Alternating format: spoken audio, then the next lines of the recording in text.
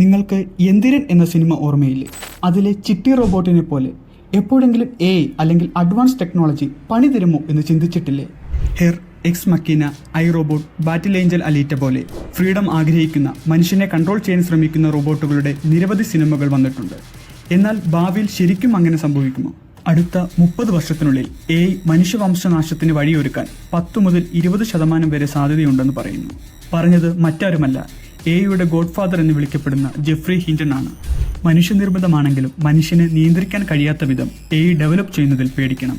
AI ബുദ്ധിയുടെ മുന്നിൽ നമ്മൾ വെറും 3 വയസ്സുള്ള കുട്ടിയെപ്പോലെയാണെന്ന് ഹിൻറ്റൺ പറയുന്നു. തെറ്റായ രീതിയിൽ AIനെ മാറ്റാൻ ശ്രമിക്കുന്നത് ഭാവിയിൽ വലിയ പ്രശ്നങ്ങൾക്ക് കാരണമാകും.